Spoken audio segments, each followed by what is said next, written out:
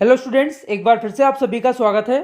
आज इस वीडियो में हम अर्धवार्षिक परीक्षा के लिए कक्षा 11वीं राजनीति विज्ञान विषय के क्वेश्चंस देखेंगे और आपको साथ में इन सभी क्वेश्चन का जो सॉल्यूशन रहेगा वो भी इसी वीडियो के माध्यम से प्रोवाइड किया जाएगा। इससे कि आपको आंसर्स के लिए कहीं भी परेशान नहीं होना पड़ेगा और आप अपने अर्धवार्षिक परीक्षा की तैयारी आसानी से कर पाएंगे। तो यहाँ पर मैं आपको एक एक करके क्वेश्चन उनका आंसर बता रहा हूँ। आप चाहे तो इन्हें नोट कर सकते हैं या फिर स्क्रीनशॉट लेना चाहते हैं तो स्क्रीनशॉट भी यहाँ से ले सकते हैं। देखिए, पहला क्वेश्चन है जिसमें आपको सही विकल्प चुनकर बताना है। यहाँ पर फर्स्ट क्वेश्चन में पूछा गया है संविधान सभा की प्रथम बैठक कब आयोजित की गई। तो यहाँ पर आपको चार ऑप्शंस दिए गए हैं। तो इसमें करेक्ट आपका आंसर रह जाएगा पहला वाला 9 दिसंबर 1946 को। इसे आप नोट कर लीजिए। इसके बाद सेकंड क्वेश्चन देखिए, निम्नलिखित में कौन सा दक्षिण एशियाई देश नहीं है। ऑप्शन है भारत, मालदीव, पाकिस्तान या फिर थाईलैंड। यहाँ पर करेक्ट आंसर होगा आपका द वाला थाईलैंड। इसके बाद अगला क्वेश्चन है आज़ादी के बाद भारत के सामने प्रमुख चुनौती थी। ऑप्शन से लोकतंत्र को बनाए रखना, राष्ट्रीय निर्माण, औद्योगिक विकास या फिर सामाजिक विकास। तो इसका सही आंसर है आपका राष्ट्रीय निर्माण। इसे आप नोट कर लीजिए। बा वाला जो आंसर है वो आपका यहाँ पर करेक्ट हो जाएगा। इसके बाद अगला क्वेश्चन है सूचना अधिकार आंदोलन की शुरुआत राजस्थान की भील तहसील से कब हुई थी। तो यहाँ पर आपके ऑप्शन है 1980, 1984, 1990 या फिर 1992। करेक्ट आंसर है यहाँ पर सा वाला 1990। इसके बाद है निम्नलिखित में गुट निरपेक्ष आंदोलन के प्रमुख नेता कौन थे। ऑप्शन है महात्मा गांधी, मौलाना आजाद, पंडित जवाहरलाल नेहरू और सरदार पटेल। तो करेक्ट आंसर है आपका सा वाला पंडित जवाहरलाल नेहरू। इसके बाद अगला क्वेश्चन है भारतीय संविधान में नीति निर्देशक तत्वों को किस देश के संविधान से लिया गया है। यहाँ पर ऑप्शन है आपका कनाडा, आयरलैंड, संयुक्त राज्य अमेरिका या फिर ब्रिटेन। करेक्ट आंसर हो जाएगा आपका यहाँ पर बा वाला आयरलैंड। इसे आप नोट यहाँ से कर लेंगे। इसके बाद अगला यहाँ पर निम्नलिखित में पारंपरिक सुरक्षा नीति का तत्व है। ऑप्शन है सामूहिक सुरक्षा, गठबंधन बनाना, शक्ति संतुलन या फिर उपरोक्त सभी। तो आंसर है यहाँ पर आपका उपरोक्त सभी। इसके बाद अगला क्वेश्चन है स्वतंत्रता के नकारात्मक पहलू का विचारक था। ऑप्शन है ग्रीन, गांधी जी, लोस्की या फिर रूसो। तो यहाँ पर इसका करेक्ट आंसर है दा वाला रूसो। 8 400 400 400। जी हाँ, याद कर लीजिए व्हाट्सएप नंबर, क्योंकि अब चाहे आपका मैथ का सवाल हो या फिजिक्स, केमिस्ट्री, बायोलॉजी का, आपके हर डाउट हर क्वेश्चन का मिलेगा तुरंत वीडियो सॉल्यूशन, वो भी सीधा आपके व्हाट्सएप पर। बस अपने फोन में डाउट नट का 8 400 400 400 व्हाट्सएप नंबर सेव कर लीजिए और चैट ओपन कीजिए। फिर जो भी आपका डाउट है उस सवाल की आपको बस फोटो खींचनी है, उसे क्रॉप करना है और 5 सेकंड में आपको उसका वीडियो सॉल्यूशन मिल जाएगा। क्लास 6 से 12 IIT JEE, NEET, CBSE boards और सभी स्टेट बोर्ड्स के बच्चों के लिए। तो देरी किस बात की, अभी जाइए और 8 400 400 400 पर अपना सवाल व्हाट्सएप कीजिए और अपने सभी डाउट्स को आउट कीजिए। लिंक डिस्क्रिप्शन में है। इसके बाद अगला क्वेश्चन है जिसमें आपको रिक्त स्थानों की पूर्ति करना है। तो यहाँ पर हम इसके भी आंसर्स देखेंगे और क्वेश्चन। लेकिन अगर आपने चैनल को अभी तक सब्सक्राइब नहीं किया है तो सबसे पहले सब्सक्राइब कर लीजिए, क्योंकि यहाँ पर आप देख सकते हैं आपको आंसर्स के साथ वीडियो प्रोवाइड की जाती हैं। तो आपको आंसर्स के लिए कहीं परेशान नहीं होना पड़ता। तो आपके आने वाले एग्जाम की अगर आप तैयारी अच्छी तरह से करने वाले हैं तो आप यहाँ पर चैनल को सबसे पहले सब्सक्राइब करके बेल आइकन को इनेबल कर लीजिए। और साथ में अगर आपको ये वीडियो हेल्पफुल लग रही है तो इस वीडियो को लाइक और अपने सभी दोस्तों के साथ शेयर जरूर कीजिएगा।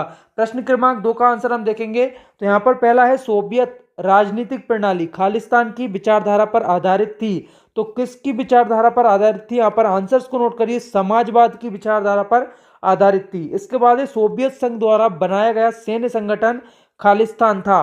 तो यहाँ पर इसका आंसर रहेगा वार्सा पैक्ट। इसके बाद है खालिस्तान पार्टी का सोवियत राजनीतिक व्यवस्था पर दबदबा था। आंसर है साम्यवादी। इसके बाद है सार्क का मुख्यालय खालिस्तान में है। तो इसका आंसर आएगा काठमांडू। इसके बाद है राष्ट्रीय मुद्रा कोष की स्थापना खालिस्तान में हुई। तो यहाँ पर इसका आंसर है 1945 में। अगला है भारत में नए आर्थिक सुधारों की शुरुआत खालिस्तान सरकार के समय में हुई। इसका आंसर रहेगा राजीव गांधी। अब देखिए इसके बाद प्रश्न क्रमांक 3 है जहां पर आपको सही जोड़ी बताना है। तो यहाँ पर पहला है क्यूबा मिसाइल संकट। तो इसे आप लगा लीजिए, क्यूबा मिसाइल संकट जो हो जाएगा आपका 1962। इसके बाद विश्व ओजोन दिवस 16 सितंबर इसका आंसर रहेगा। इसके बाद है यूनेस्को का जो मुख्यालय है वो पेरिस में है। इसके बाद है जनसंघ का चुनाव चिन्ह है वो है दीपक। इसके बाद है शीत युद्ध की शुरुआत, ये हो जाएगा आपका 1945। तो ये यहाँ पर आंसर हो जाएगा आपका सही जोड़ी वाले क्वेश्चन का प्रश्न क्रमांक 3 का। इसके बाद है एक शब्द या एक वाक्य में उत्तर दीजिए।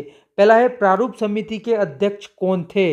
तो डॉक्टर भीमराव अंबेडकर, नोट कर लीजिए। इसके बाद अगला क्वेश्चन है, ऑन लिबर्टी, स्वतंत्रता नामक ग्रंथ किसने लिखा? इसका आंसर यहाँ पर आपको नोट कर लेना है, J.S. मिल ने लिखा। इसके बाद है, मौलिक अधिकारों की गारंटी और उनकी सुरक्षा कौन करता है? आंसर है आपका संविधान। इसके बाद है, यूरोपीय यूनियन की संसद में कुल कितने सदस्य होते हैं? तो आंसर रहेगा 751। इसके बाद है, हैदराबाद का भारत में विलय कब हुआ? इसका आंसर है आपका 1948 में। और इसके बाद अगला क्वेश्चन देखेंगे, प्रश्न क्रमांक 5, नीति निर्देशक तत्वों को संविधान में समाविष्ट करने का क्या उद्देश्य है? ये पूछा गया है। इसके बाद यहाँ पर 6वें नंबर का क्वेश्चन है, संपूर्ण प्रभुत्व संपन्न संविधान से क्या तात्पर्य है? इसके बाद है, भारतीय संविधान की मुख्य विशेषताओं का वर्णन कीजिए। तो इन सभी के आंसर्स आपको मैं बता देता हूँ, डायरेक्ट क्वेश्चन आपको मैं आंसर्स के साथ ही बता देता हूँ, जिससे कि आपको परेशान नहीं होना पड़ेगा। देखिए, तो हमारा पहला क्वेश्चन है जिसमें पूछा गया है, नीति निर्देशक तत्वों को संविधान में समाविष्ट करने का क्या उद्देश्य है? तो ये यहाँ पर पूरा आंसर दिया गया है। इसका स्क्रीनशॉट आप सबसे पहले यहाँ से ले लीजिए, या फिर नोट करना चाहते हैं तो वीडियो को रोककर आप नोट कर सकते हैं। आंसर्स और क्वेश्चन दोनों साथ में प्रोवाइड कर रहा हूँ, इसलिए आप सबसे पहले चैनल को जरूर सब्सक्राइब कर लीजिए अगर आपने अभी तक नहीं किया है, और वीडियो को लाइक और शेयर जरूर कीजिएगा। इसके बाद प्रश्न क्रमांक 6, संपूर्ण प्रभुत्व संपन्न संविधान से क्या तात्पर्य है? पूरा आंसर यहाँ पर बताया गया है प्रश्न क्रमांक 6 का, इसे आप यहाँ से स्क्रीनशॉट ले सकते हैं। इसके बाद है, संविधान, भारतीय संविधान की मुख्य विशेषताओं का वर्णन कीजिए। भारतीय संविधान की जो प्रमुख विशेषताएं हैं वो यहाँ पर लिखी हुई हैं, एक एक करके आपको लिखना है। देखिए, पॉइंट्स आपको जरूर लिखना है, पॉइंट्स नहीं लिखेंगे तो आपको नंबर अच्छे नहीं मिलेंगे। जिस तरह से मैं आपको आंसर प्रोवाइड करा रहा हूँ उसी तरह से आपको पॉइंट्स लिखना है। तो यहाँ पर प्रश्न जो तीसरा पॉइंट है, नागरिकों के मूल कर्तव्य, और चौथा यहाँ पर मौलिक अधिकारों की व्यवस्था, तो ये आपको इसी तरह से लिखना है। आप चाहे तो पॉइंट को दूसरा ले सकते हैं जो आपको याद है, लेकिन आपको पॉइंट्स में आंसर देना है, बड़े जो आंसर रहेंगे। इसके बाद मौलिक अधिकारों तथा नीति निर्देशक तत्वों में अंतर, तो यहाँ पर आपको प्रोवाइड किए गए हैं मौलिक अधिकार तथा नीति निर्देशक तत्वों में अंतर, इसे आप यहाँ से स्क्रीनशॉट ले सकते हैं। यहाँ पर पहले 2 अंतर लिखे हुए हैं, इसके बाद जो बचे हुए 2 हैं आप यहाँ से स्क्रीनशॉट ले सकते हैं। इसके बाद देखिए, अगला क्वेश्चन है प्रश्न क्रमांक 9, साधारण बहुमत तथा पूर्ण बहुमत में क्या अंतर है? तो यहाँ पर इसका आंसर लिखा हुआ है, इसे आपको नोट कर लेना है। पॉइंट्स यहाँ पर भी बताए गए हैं। देखिए, पॉइंट्स में आपको इसलिए आंसर दे रहा हूँ मैं आपको, क्योंकि इसी तरह से आप लिखेंगे तभी आपको अच्छे अंक दिए जाएंगे, इसलिए आपको भी इसी तरह से लिखना है। स्क्रीनशॉट आपको लेना है, कहीं भी आंसर ढूंढने की जरूरत नहीं है। प्रश्न क्रमांक 10 है, भारतीय निर्वाचन प्रणाली की प्रमुख विशेषताएं। तो पहले तो आपको यहाँ पर देखिए पॉइंट्स मैंने प्रोवाइड करा दिए हैं, तो यहाँ पर जो प्रमुख विशेषताएं भारतीय निर्वाचन प्रणाली की वो आपको लिखना है। यहाँ पर निर्वाचन आयोग, वयस्क मताधिकार, प्रत्यक्ष निर्वाचन या फिर ऐच्छिक मतदान, तो ये यहाँ पर इसकी प्रमुख विशेषताएं नोट कर लीजिए। इसके बाद अगला है यहाँ पर प्रश्न क्रमांक 11, कार्यपालिका के 4 कार्यों का वर्णन करना है। तो आंतरिक शासन संबंधी कार्य, सैनिक कार्य, विधि निर्माण संबंधी कार्य और वित्तीय कार्य, चारों आपको लिखना है। स्क्रीनशॉट यहाँ से ले लीजिए, जितने पूछे जाते हैं उतना आपको लिखना है, लेकिन कम से कम किसी भी क्वेश्चन के लिए 4 पॉइंट आप जरूर याद रखिए, और 5 करते हैं तो अच्छा रहेगा, अगर आप कभी भूल जाते हैं तो इससे सुविधा रहेगी। प्रश्न क्रमांक यहाँ पर 12 है, भारत के राष्ट्रपति के संकटकालीन अधिकारों की विवेचना कीजिए। तो भारत राष्ट्रपति की संकटकालीन जो अधिकार हैं, कौन कौन से अधिकार प्राप्त हैं संकट काल की स्थिति में, उसके बारे में यहाँ पर लिखना है। तो यहाँ पर 2 पैराग्राफ हैं, सबसे पहले तो पॉइंट्स के रूप में दिए गए हैं, इसको नोट कर लीजिए, इसी तरह से आपको हेडिंग डालना है। इसके बाद यहाँ पर 3rd है, इसे भी आपको स्क्रीनशॉट यहाँ से ले लेना है। अब देखिए, प्रश्न क्रमांक 13 है, राज्यसभा के संगठन तथा कार्यों का वर्णन करना है।